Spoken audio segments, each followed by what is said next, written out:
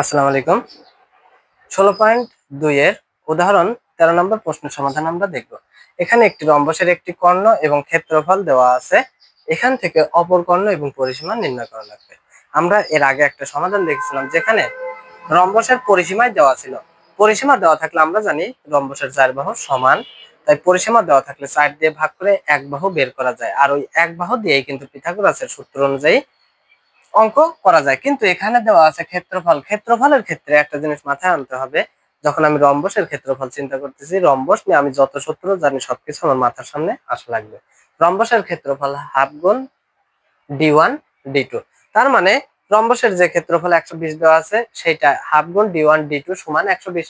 এখান থেকে d1 অর্থাৎ একটি কর্ণ দেওয়া আছে, অপর কর্ণ কিন্তু আমরা খুব সহজে বের করতে পারি। তাই আমরা যদি রম্বসটি আঁকি, মনে করি এ বি সি ডি একটি রম্বস, এসি বৃহত্তম কর্ণ, বিডি ক্ষুদ্রতম কর্ণ, ও বিন্দুতে ছেদ করে। একটি রম্বসের একটি কর্ণ 10 মিটার, তাহলে দেওয়া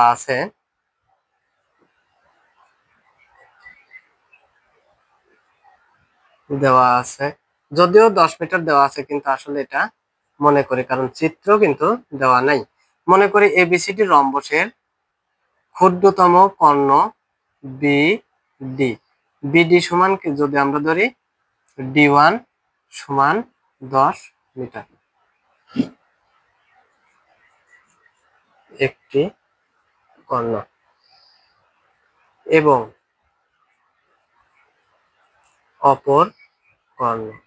অপর কর্ণ এসি সমান d2 যার মান দেওয়া নাই।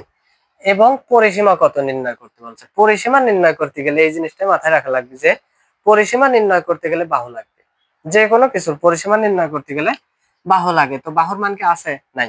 কিন্তু আমরা জানি যে বিডি অর্থাৎ এই বিডি কর্ণ, এই কর্ণের মান কিন্তু আছে। এই কর্ণকে যদি আমরা অর্ধেক করি তাহলে কিন্তু এইটা পাবো না।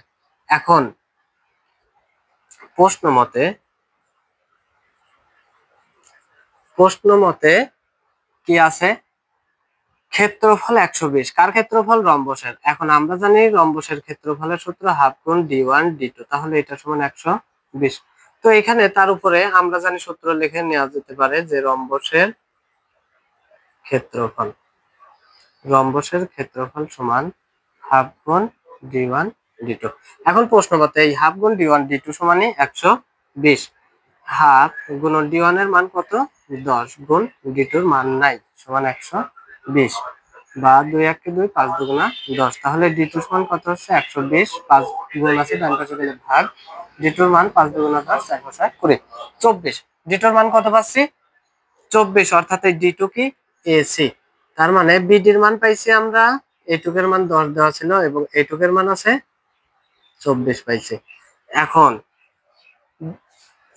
এই কর্ণের মান যদি 10 পাই, এই কর্ণকে অর্ধেক করলে হবে 5, এই কর্ণের মান 24 অর্ধেক করলে হবে 12। তাহলে এই বাহুর মানও পাচ্ছে, এই বাহুর মানও পাচ্ছে। পিথাগোরাসের সূত্র অনুযায়ী অপর বাহুর মান কিন্তু বের করা খুব সহজ। আর এই বাহুর মান বের করতে পারলেই পরিসীমা সমান কি?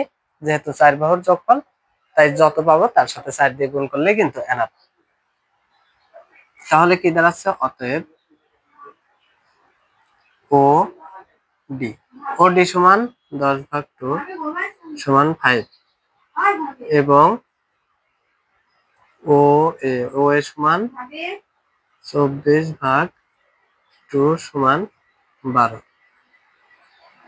এখানে পিথাগোরাসের সূত্র অনুযায়ী এডি এর মান এডি স্কয়ার অতিভুজ স্কয়ার সমান লম্ব স্কয়ার প্লাস ভূমি স্কয়ার। এডি সমান ও এ স্কয়ার প্লাস ও ডি স্কয়ার, তার উপরে রুট। ও এর মান কত? 12, তার উপরে স্কয়ার। ও ডির মান 5, তার উপরে স্কয়ার রুট। 12 আর 12 144, 5 5 25, 169 কে রুট যদি করি তাহলে 13। তার মানে আমরা এডি এক বাহুর মান কত পাইছি? 13। এখন এক বাহুর মান যদি পাই, তাহলে 13 কে যদি এখন 4 দিয়ে আমি গুণ করি, তাই কিন্তু আমাদের পরিসীমা শেষ। অতএব রম্বসের পরিসীমা আমরা জানি 4 বাহুর যোগফল। তো প্রত্যেক বাহুই 13 করে, তাহলে 4 দিয়ে 4 গুণ করলে 4 13 52। তার মানে অপর কর্ণ আমরা পাইছি 24 এবং পরিসীমা 52, এটাই অ্যান্সার।